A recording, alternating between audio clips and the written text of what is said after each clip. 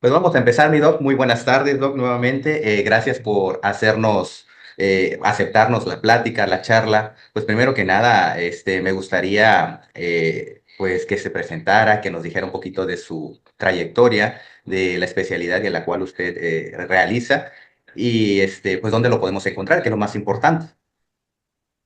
Ok, muy buenas tardes a todo el auditorio. Mi nombre es José Roberto Galván Becerril. Soy médico, Universidad Autónoma de Chiapas, donde obtuve el título de cirujano. Posteriormente hice mis estudios de posgrado en la Ciudad de México, en el Hospital Juárez de México, avalado por la UNAM, donde hice los estudios de medicina interna, cardiología y alta especialidad en cardiología intervencionista. Actualmente me encuentro como profesor adscrito al Hospital Regional de Alta Especialidad Ciudad Salud, donde laboro como cardiólogo e intervencionista. Soy médico de especialidad de anestesiología, médico adjunto al curso de pregrado de médicos internos y laboro de manera particular en el Hospital Santa Fe de la ciudad de Tapachula, Chiapas. Ok, Doc, ante cualquier emergencia, duda que nosotros tengamos o necesitemos de algún especialista, como en el caso de usted de algún cardiólogo, entonces lo podemos encontrar en el Hospital Santa Fe. ¿En qué horarios y qué días, mi Doc? El lunes a jueves por las tardes estoy de 3:30 a 7:30, el viernes de 4 a 5:30 y los sábados de 8 de la mañana a 12 del día. Ah, ok, Doc. Pues primero que nada, mi Doc, también agradecerle, ¿no? Por los pacientitos que me ha apoyado. Infinitamente agradecido, doctor, y ojalá que sigamos trabajando con los pacientes que nos estén llegando. No sé, pues ahora sí que gran cantidad de pacientes vaya a tener, pero pues espero que pueda trabajar junto con usted. Al contrario, doctor, estamos a sus órdenes para poderle apoyar en todo lo que necesite. Muchas gracias, Doc. Entonces, el día de hoy vamos a ver un tema que es muy importante, un tema que normalmente se da día con día. Nosotros como médicos familiares lo vemos prácticamente del diario, es un 30 un 40% del porcentaje de pacientes que vemos al día. Y este tema es de hipertensión arterial sistémica, Doc. Pues primero que nada, saber que esta enfermedad es a nivel mundial, es un problema de salud pública a nivel mundial que debemos de ir tratando y sobre todo que sí se puede hacer muchísimo, solamente con el cambio de estilo de vida podemos disminuir este tipo de factores de riesgo para que, pues obviamente, no lleguen a desenlaces fatales como son los síndromes coronarios agudos. Doctor, ¿nos podría empezar a platicar acerca de la hipertensión? Claro que sí, mira, la hipertensión arterial sistémica, que es como localmente lo conocemos como la hipertensión, es un fenómeno que se deriva desde antiguamente descrita desde los años 1600 antes de Cristo. Sin embargo, la hipertensión empezó a manifestarse como tal con los avances tecnológicos.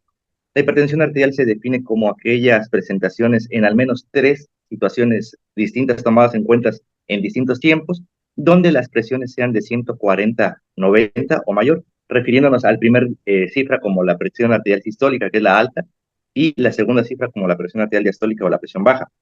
Existen también ciertas variantes de hipertensión. Podemos tener hipertensión sistólica, es decir, que solo la presión alta fuente elevada y la baja se encuentre preservada dentro de rangos normales, o bien presión arterial diastólica elevada, o sea, hipertensión arterial diastólica como tal, y que la cifra sistólica, que es la alta, se encuentre dentro de rangos normales. También encontramos ciertos grupos especiales, como son aquellos pacientes que tienen hipertensión llamadas coloquialmente secundarias, es decir, que hay un trasfondo o una fisiopatología, un cuadro que obliga a que desencadene dicha hipertensión, como por ejemplo durante el embarazo, la hipertensión asociada al embarazo, la preeclampsia, en pacientes que tienen enfermedad renal crónica, que es obviamente gran parte del control de la hipertensión a nivel renal, ocurren ciertas elevación de ciertas hormonas que al estar fallando el riñón, obviamente esas desencadenan hipertensión, patologías cardíacas desde el nacimiento, como la coartación aórtica, que es una característica de que los pacientes que al tener una alteración en el flujo de la arteria Reina. aorta, que produce una estrechez severa a nivel del arco de la tórax, producen también hipertensión a edades tempranas, así como también pacientes endocrinológicos como los pacientes que tienen hipertiroidismo, enfermedades como glándulas suprarrenales o tumores de las glándulas suprarrenales como es el hepatotromocitoma, pueden también desarrollar hipertensión que si las detectamos en una etapa temprana pueden ser curables. Sin embargo, la mayoría de los casos o de los médicos que vemos hipertensión, generalmente los pacientes llegan ya demasiado tarde, ya cuando las manifestaciones son muy abiertas y, pues, desgraciadamente, a pesar de que se pueda llegar a tratar, quedan con la secuela de hipertensión porque ya el mismo cuerpo adoptó esos cambios. Ok, mi doc. Sí, de hecho también tenemos que, como usted bien lo comentaba, ver a las embarazaditas, porque también las embarazadas forman ese cuadro de hipertensión, al igual que los pediátricos, aunque muchas veces los pediátricos rara vez le tomamos en cuenta la presión arterial cuando deberíamos, ¿no? Sobre todo en la consulta externa, que es donde no tenemos ni siquiera un brazalete para poder realizar la toma de la presión adecuada. Así es, así es. De hecho, en gran parte, la primera cosa que yo le enseño a mis alumnos para establecer antes del diagnóstico de hipertensión es la técnica adecuada de la presión arterial. Muchas veces nos vamos a las técnicas que nos enseñan en la escuela. Sin embargo, desde el hecho del tamaño del brazalete que colocamos en el brazo, la posición del paciente que lo tenemos, el tiempo que al menos se les indica que deben estar 15 minutos en reposo previos a la toma de la consulta porque la mayoría de los pacientes tienen la costumbre, nuestro asistente o el personal que lo toma desde que llega el paciente al registrarse y en ese momento le están tomando la presión arterial sin saber el trasfondo que tiene. Entonces se recomienda que al menos en un lugar tranquilo 15 minutos, sin haber ingerido bebidas como el café, que son estimulantes, por lo menos media hora, y del cigarro, en aquellos pacientes que tienen este hábito, por lo menos unas 4 horas de la última ingesta del tabaco para que sea realmente material propio del paciente, para que empecemos con digamos, ese segmento de cómo ver estos pequeños cambios pueden significar mucho para la toma de la presión arterial. Ok. Ahora que empezó a hablar acerca de la toma de la presión arterial, Doc, pues hay mucha controversia luego acerca de los dispositivos electrónicos que se ocupan actualmente, ¿no? Tanto de muñeca como de brazalete. A su Uh -huh. recomendación o a lo que usted ha leído, ha investigado, ¿usted qué recomienda? ¿Que se tomen con los dispositivos electrónicos? Las tomas ideales son con pacientes que deben estar, Sí, lo escucho, se fue un poquito la transmisión, pero lo escucho. Sí, lo escucho, Doc.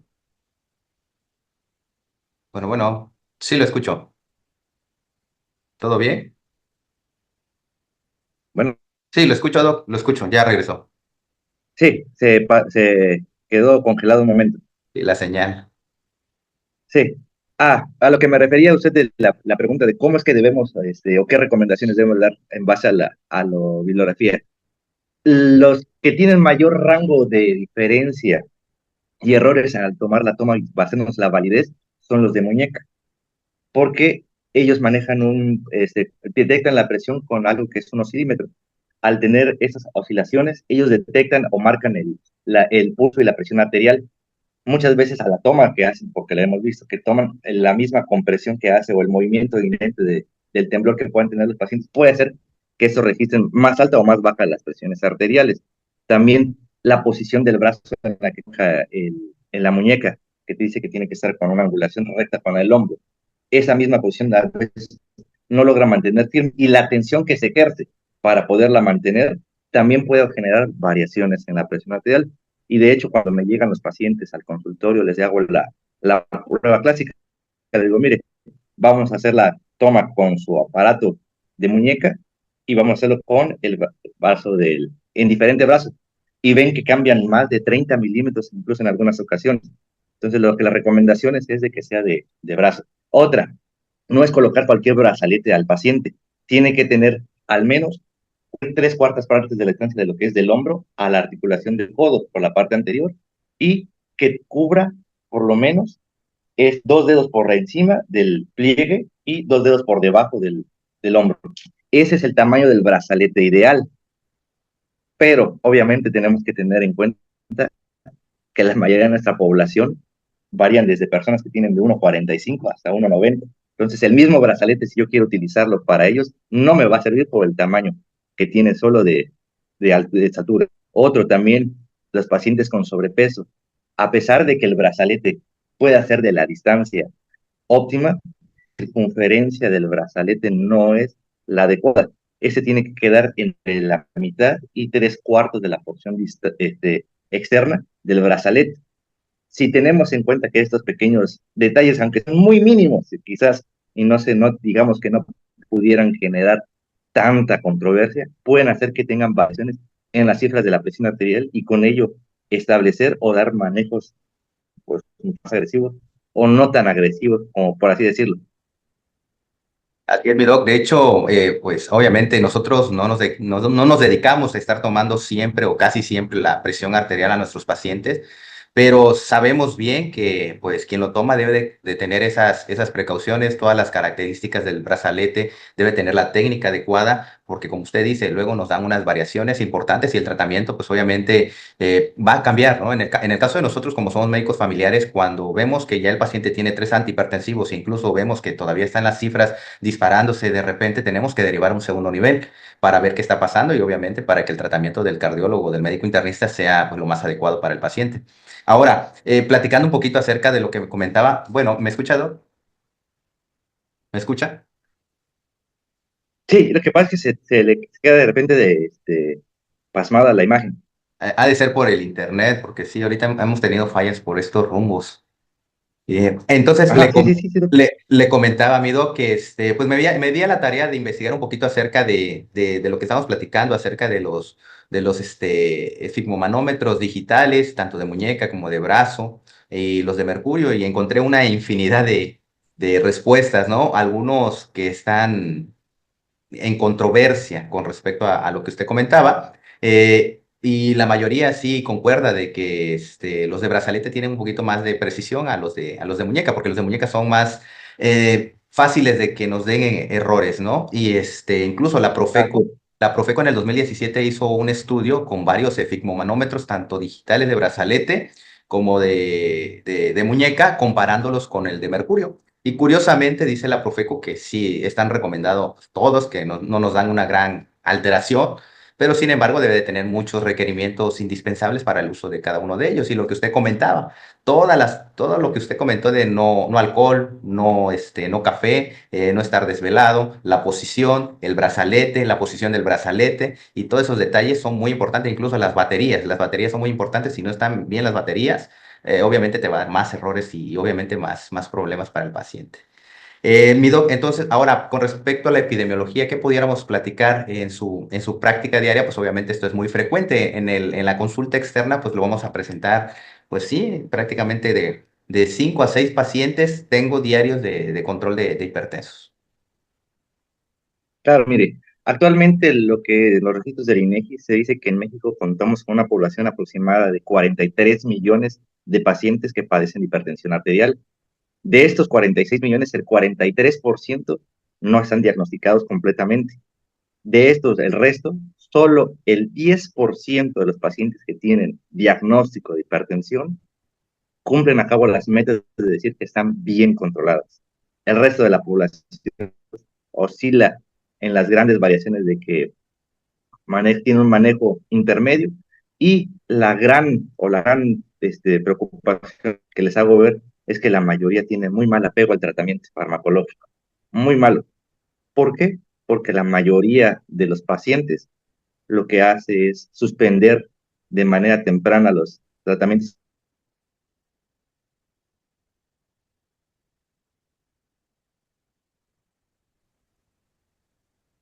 Sí, lo escucho, mi doc.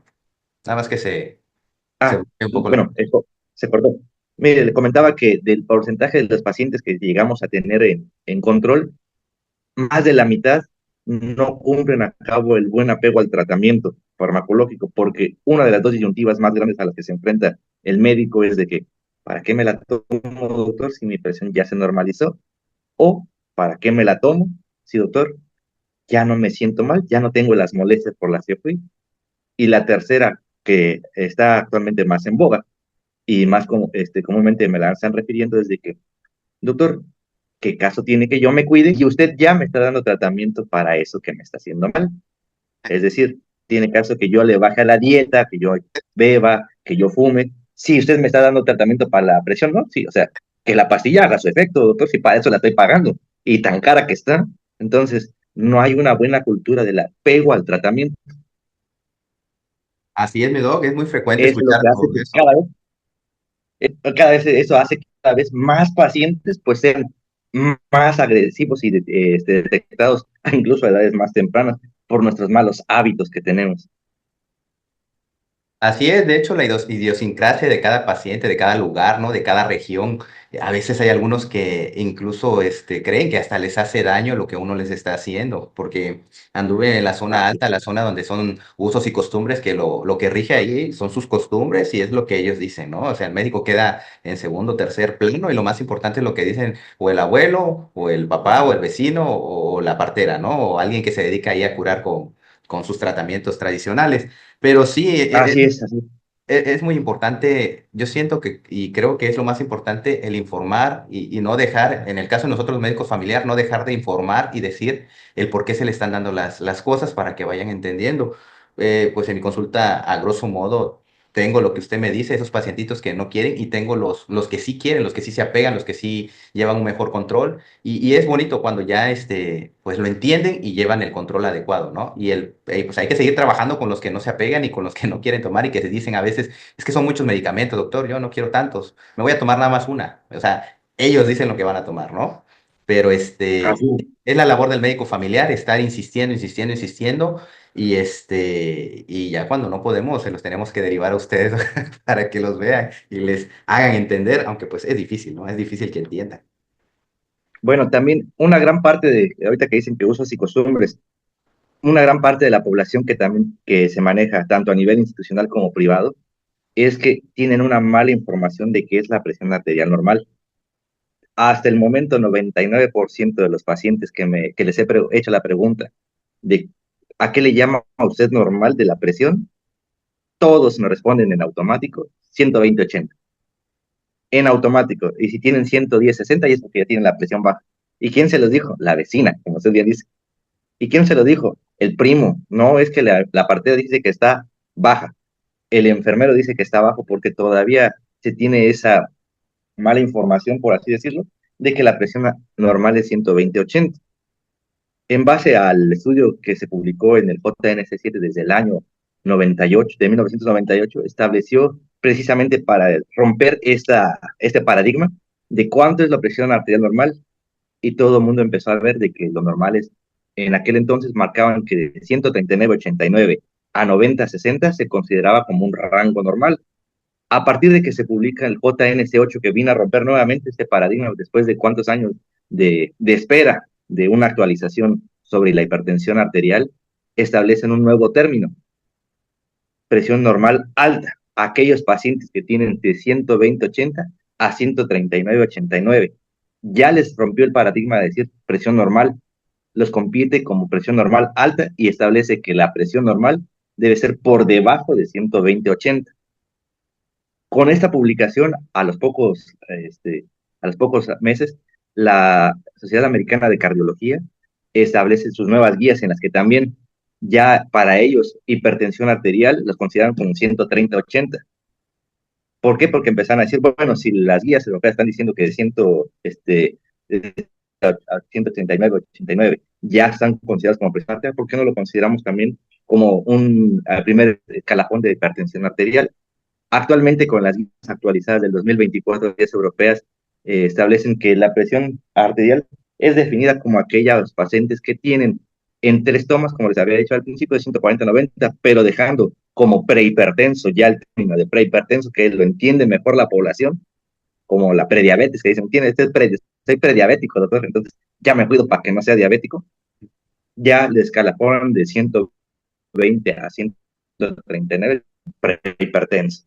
Creo que ese punto que le dan de prehipertenso hace que el paciente tenga una mejor noción de que se puede calafonar ya a convertirlo como hipertenso, y eso es lo que nos ayuda en gran parte del temor de decirle que ya es hipertenso un paciente, pues mejore sobre todo sus hábitos.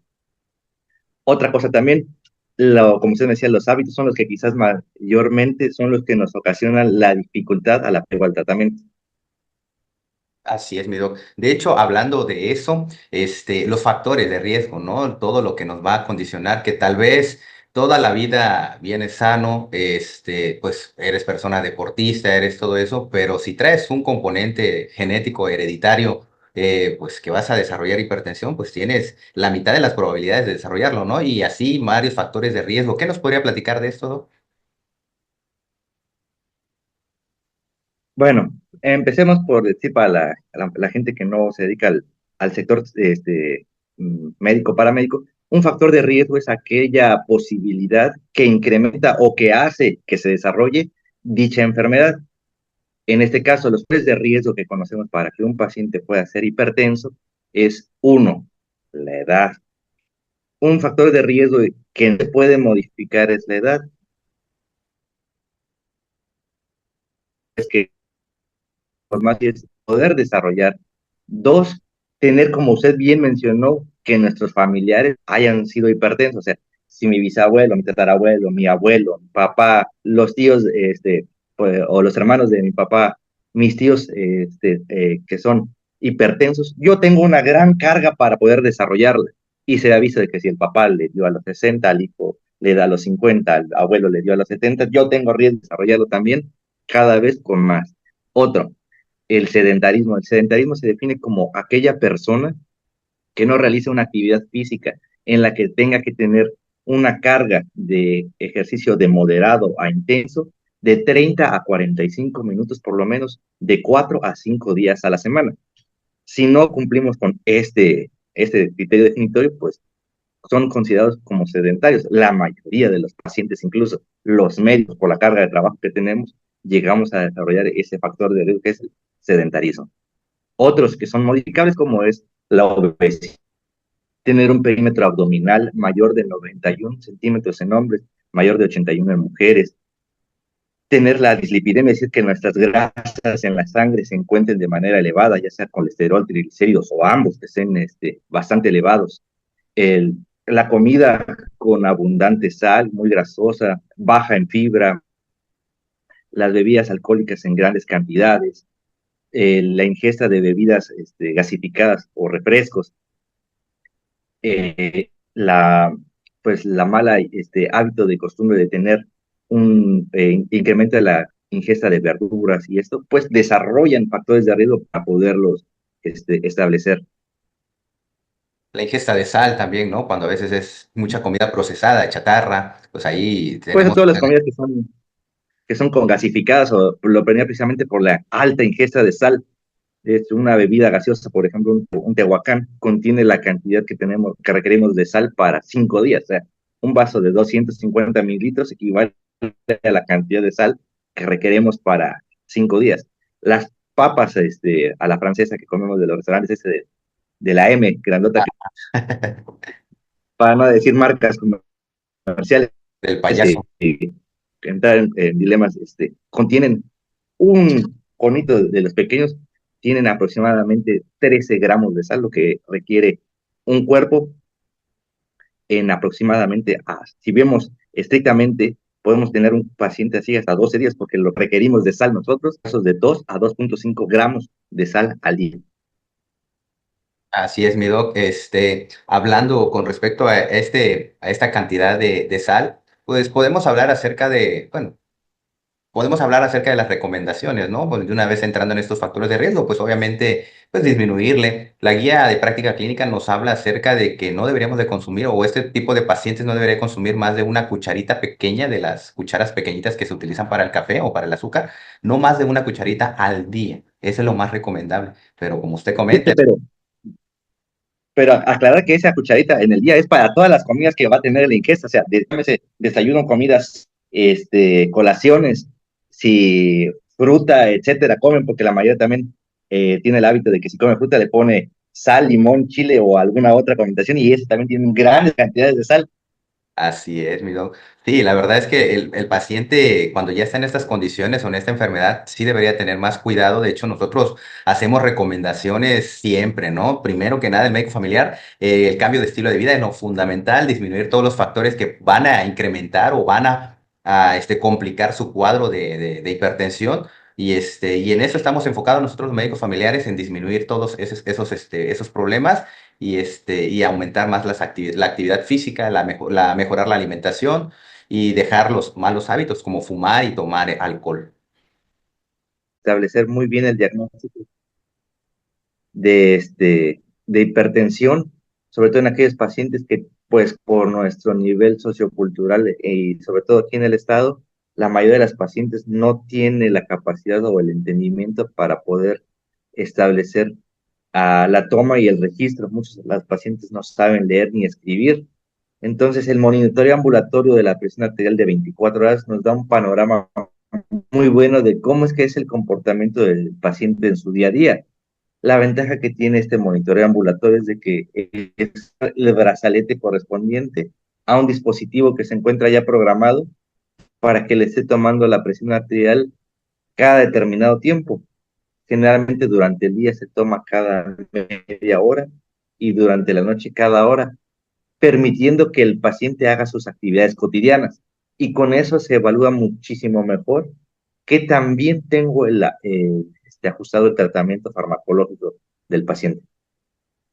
Ahora, mi doc, en su práctica diaria, ¿usted qué método utiliza para la detección de la presión arterial elevada? Ya nos había comentado acerca de el monitoreo en casa, ¿no? Que se tomaran la presión. ¿Es el único que usted utiliza o utiliza algún otro?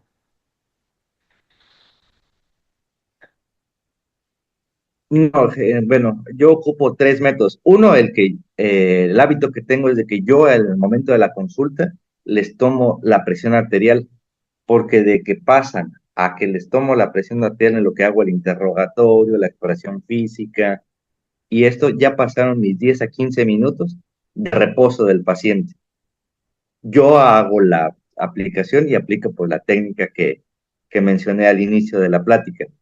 Y tres, pido al paciente que me haga de manera ambulatoria, acudiendo a su centro de salud, o si tienen algún familiar, como se mencionó, o alguien que sepa cómo hacer la revisión de la toma de la presión arterial, que lo haga, pero que me haga el registro gráfico de esas cifras de presión. Y si veo que el paciente, pues por la situación en la que se encuentra, es imposible que o a pesar de que yo tengo el tratamiento ya con 3 fármacos, casi a dosis tope o a dosis tope que esto, y el paciente me sigue teniendo datos de presión alta al momento de la consulta, uno de los métodos que hago es el monitoreo ambulatorio de la presión arterial, coloquialmente conocido como MAPA. Ese también me permite a mí ver cómo es el comportamiento y cómo está, qué tan bien está controlado, qué tan descontrolado está mi paciente, o si es necesario cambiar la potencia del fármaco que había elegido inicialmente, porque definitivamente no estoy logrando cubrir las metas que se encuentran programadas para dicho paciente. Ok, mi doc. Entonces, en primera instancia, muchas veces no, en la primera consulta no se puede diagnosticar una hipertensión arterial, sobre todo aquellas que nos dejan duda, ¿no? Porque van a haber aquellas hipertensiones arteriales que van a estar por arriba de 180 en adelante, que eso pues ya no nos dejan duda alguna, ¿no? Que es un paciente ya hipertenso.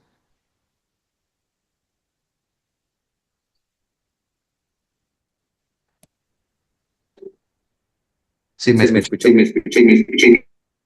Se entrecorta mucho, mi doctor. Sí, tengo mala señal por estos fungos, mira. Pero Sí, no se preocupe. como le comentaba, entonces muchas veces en la primera consulta no se puede diagnosticar la hipertensión arterial, para que lo sepan muchas veces también los pacientitos, porque a No, veces, o sea, sería muy difícil o muy malaventurado, por así decirlo, que con una toma de presión ya, digamos, es hipertenso. Digo, hay veces que en la que muchas veces podemos deducir que obviamente el paciente sí es hipertenso. Si en la primer registro de la consulta nos llega con 190, 100 y dice, es que he tenido el dolorcito de cabeza, veo lucecitas, zumbido, siento cómo me punza aquí en la cabeza, así, siento cómo me hace así con cada latido, me hace como si me punzara aquí en la nuca, doctor, así siento las pulsaciones. Bueno, ahí probablemente ya el paciente nos está diciendo que desde hace mucho tiempo ha tenido la presión arterial descontrolada, sin embargo, pues no tengo un registro de cero confirmar el diagnóstico. En este caso, lo ideal es pues pedirle que se esté monitorizando de manera ambulatoria, y si no iniciamos el tratamiento, pues yo lo cito en una semana con sus cifras de presión a diario y con eso ya puedo establecerme un cuadro más, un panorama más específico. Ok, miro. Entonces, con respecto al diagnóstico, como comentábamos, es la toma de la presión, ya sea ambulatoria o monitoreo continuo, en casa. ¿Qué otras herramientas diagnósticas ocupa usted, mi doc, o con qué lo complementa aparte de lo clínico, de sus registros? ¿Qué más necesita usted para ir complementando este diagnóstico de hipertensión arterial? Indiscutiblemente, aparte de las cifras que nos registra la toma de la presión arterial, debemos de tomar un electrocardiograma para ver que no haya que ya cambios electrocardiográficos que nos avienten acerca de que el paciente cursa con hipertensión ya de larga evolución, porque la misma hipertensión genera cambios en este estudio. O sea, la hipertensión de larga evolución genera cambios en el electrocardiograma que al verlo digo, bueno, este paciente no es de reciente diagnóstico, tiene por lo menos ya 8 meses a un año, tanto así que ya hizo cambios a nivel del electrocardiograma. Otra, la radiografía de tórax. Tórax que al hacer la valoración existen cambios propios a nivel radiográfico del corazón que nos orientan a que el paciente es hipertenso. Ya si tenemos la tecnología o la disponibilidad económica, pues idealmente podríamos decir que solicitaríamos una tomografía torácica para poder valorar mejor las condiciones del corazón. Y si viviéramos en un mundo así de primer nivel, como dicen nuestros presidentes que tenemos, sería la toma de una resonancia magnética, ya que la Le- resonancia magnética me permitiría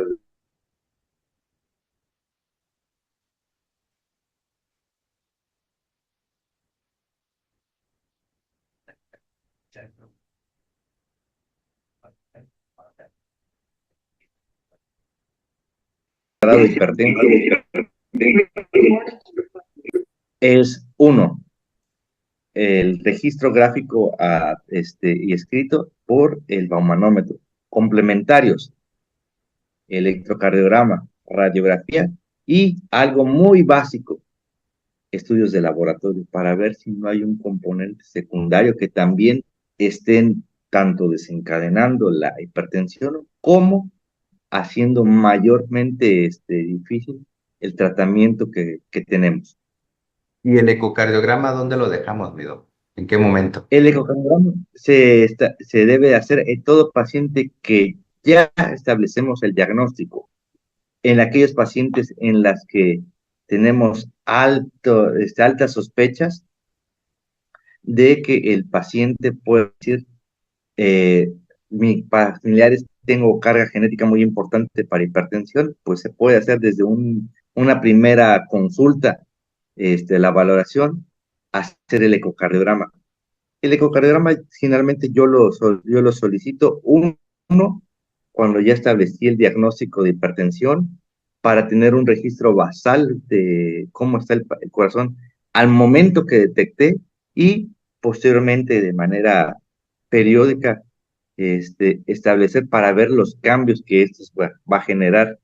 Dos, el ecocardiograma también se puede pedir de manera, es decir, si, por ejemplo, muchos pacientes me llegan a la consulta de que a su familiar que es hipertenso le hice el ecocardiograma y el paciente pues no es hipertenso, no diabético, pero oiga doctor, yo también quiero conocer cómo está el corazón.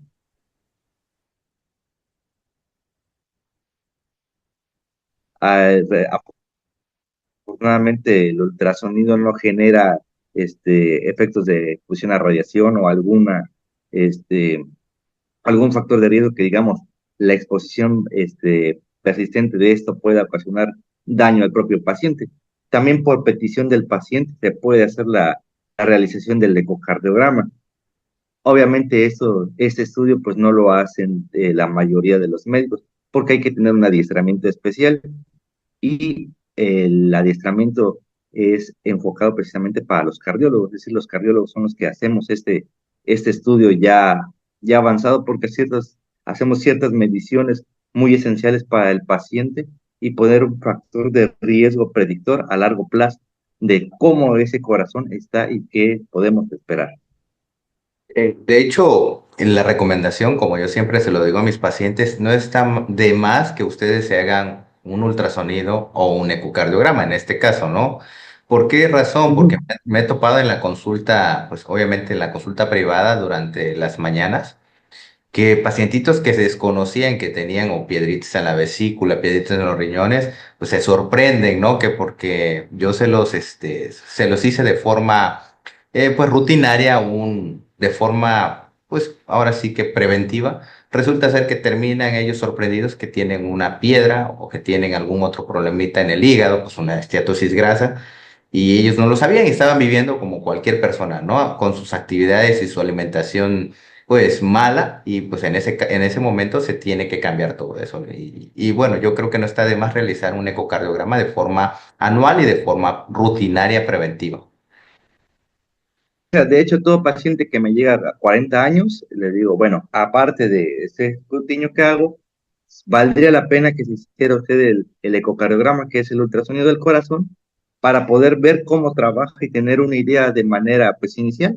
Eso nos ayuda a todos los médicos de cuando acudimos a otro lado o en el seguimiento, ver cómo es que empezó y cómo está actualmente. O sea, es un panorama completamente distinto tener una forma pues bastante estructurada y complementada de un paciente a establecerlo nada más este, de manera clínica.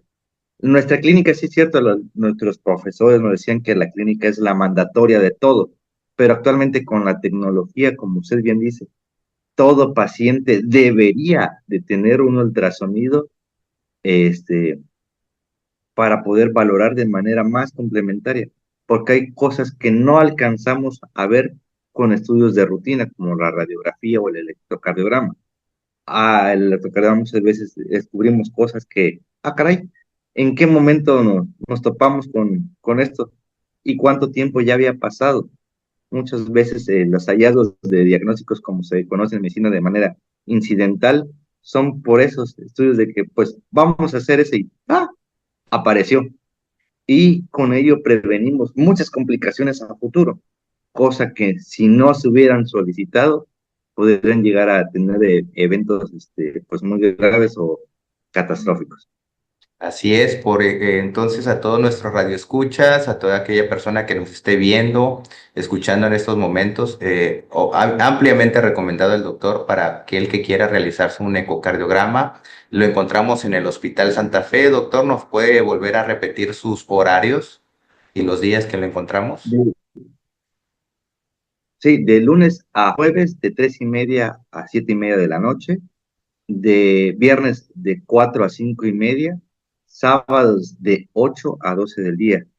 Teléfonos que tenga, doctor. Obviamente, sí, para las citas es el 962-271-9899.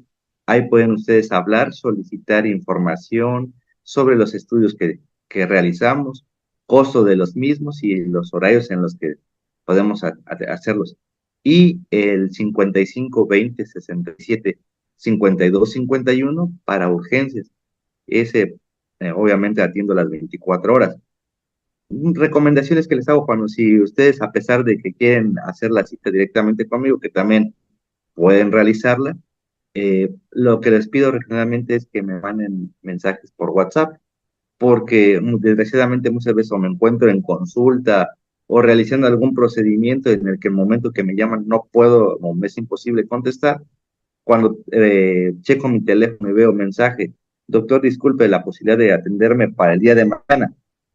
En ese momento me coordino con mi asistente y veo, para mañana tengo tales horarios, pero puede llegar a tal hora y le hago un espacio. O sea, tener un tiempo extra para ese paciente que está solicitando de manera pronta la consulta o algún estudio en especial. Así es, importante esa parte acerca de de los WhatsApp que nos mandan, ¿no? Incluso a mí me ha tocado que me mandan WhatsApp, se desesperan por 5 o 10 minutos que a veces no podemos contestar porque tenemos alguna actividad importante, sobre todo usted que está realizando procedimientos y que se encuentra en hospitales, pues es difícil a veces contestar en el momento. Deben de también tomar en cuenta esa parte de los pacientitos que se les va a contestar a veces lo más pronto posible y muchas veces no va a ser de inmediato, ¿no? Para que también no se desesperen. Y sobre todo, si hay un problema que se está dando en el momento, tratar de comunicarse para que el tiempo, pues, prácticamente el tiempo es oro en la medicina y eso también es vida. Deberían de hacerlo en el momento en que empiezan a sentirse mal y tratar de no dejarlo para mañana o para después estos problemas cuando ya puede ser muchas veces, híjole, muy perjudicial para el paciente. Así es, así es. Muy bien, Doc. Ya como, digamos, ya para ir cerrando, las complicaciones que pudiéramos encontrar pues obviamente en la hipertensión o en aquellos pacientitos que no se quieren cuidar o, pues obviamente no llevan a cabo el tratamiento. Pues mire, las complicaciones van desde muy pequeñas, por así decirlo, hasta las fatales. Empecemos a desglosar este amplio gama de complicaciones. Todo paciente hipertenso que empiece con descontrol puede muchas veces tener sangrados a cualquier nivel. Los vasos sanguíneos son como ligas, como de manera del pico. Pueden tener la tensión tienen la capacidad de estirarse o acogerse cuando están dentro del rango permitido. Pero si yo tengo un descontrol hipertensivo súbito, lo que hace es subir la presión de manera muy brusca. Porque el ejemplo lo que les pongo es qué pasa si usted agarra una liga y lo estira de manera rápida y muy brusca. Se rompe, doctor. Correcto. Eso mismo pasa con los vasitos que tenemos en el cuerpo. Pueden sangrar en el estomaguito y tener sangrados de tubo digestivo, pueden sangrar en la nariz y puedes tener sangradito por la nariz, pueden sangrar en la parte del ojo y tenemos los famosos derrames. Digo, pero el problema es en los órganos que no podemos acceder de manera rápida, como por ejemplo, si se rompe uno de la cabeza en una embolia o un derrame, para cuando queremos llegar, muchas veces el paciente ya nos ganó, porque esas son cosas de segundos a minutos. En el corazón se puede llegar a desgarrar la arteria que nutre el corazón y provocar un infarto. Podemos provocar todo ese tipo de consecuencias a cualquier nivel, pero la gravedad más importante se da pues en el corazón, en el cerebro, en el riñón o en los pulmones. También pueden llegar a tener complicaciones graves.